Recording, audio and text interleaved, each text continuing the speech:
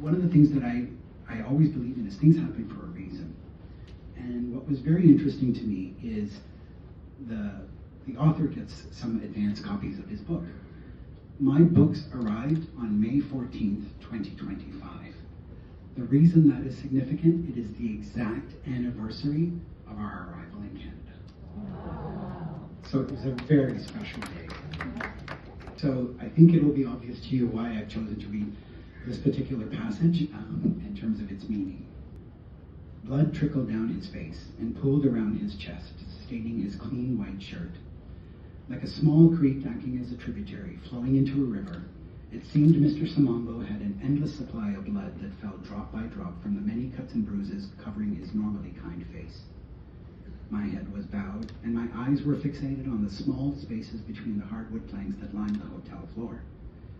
Naively, perhaps, I felt this posture would somehow shield me from the frightened stares of onlookers.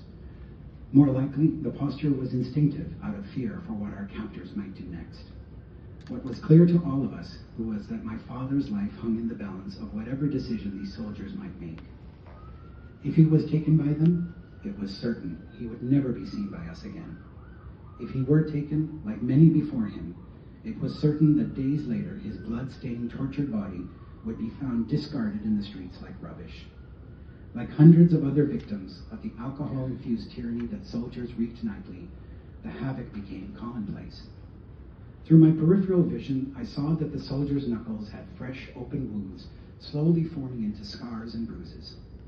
Perhaps a half hour earlier, their fists had been the instruments used to disfigure Mr. Samambo's jaw and nose. Evident to everyone watching was the cause and effect relationship between their bruises on their knuckles and the blood that dripped slowly from Mr. Samambo's mouth, ears, and nose. All of this was now culminating in the scene unfolding in the lobby of the Grand Imperial Hotel in Kampala, Uganda. A stark contrast was the setting of this grand and admired building and the inhumanity that was currently unfolding. My family huddled closely on plush leather armchairs, fearing that my father would soon be killed as we sat in horror in this chandelier-filled, dark mahogany lobby. My mother's tears flowed steadily as she clasped her hands in a universally understood gesture, begging and pleading with the soldiers not to take her husband with them. Years later, Mom shared that at that precise moment, faced with the prospect of being unable to reason with the soldiers and losing her husband, she did the only thing she knew how. My mother began a silent prayer to God, asking for my father to be spared. She then began reciting a set of words repeatedly in her mind like a mantra, similar to Catholics who repeat Hail Mary using a rosary, or Jews who meditate on Modéani. The Hebrew translates roughly to, I thank you, living and enduring King, for you have graciously returned my soul within me. Great is your faithfulness.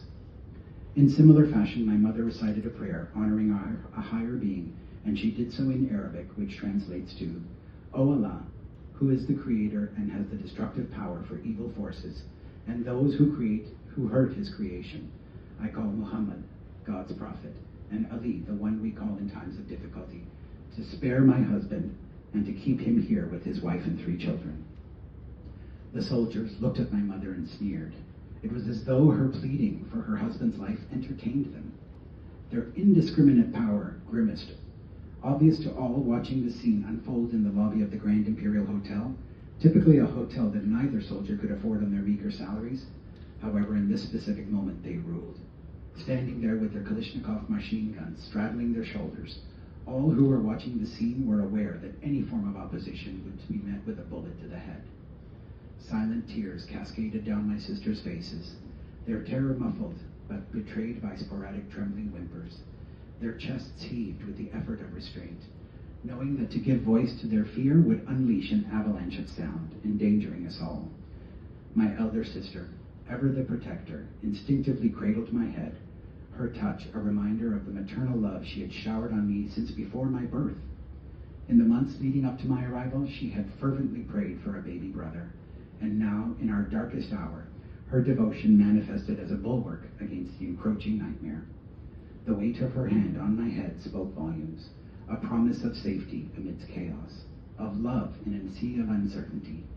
It remains unclear to this day whether either of my sisters noticed, but my gaze lifted from the wooden floorboards I had been staring at and now fixated on my father's face. A man I adored and respected. It was clear to my sisters and me that as a traditional nuclear family, the final word was always my father's. In the Ladakh home, his word was law. My father's eyes darted from side to side, searching, seeking any inspiration for how to end this nightmare. Enough, let's go, shouted the soldier.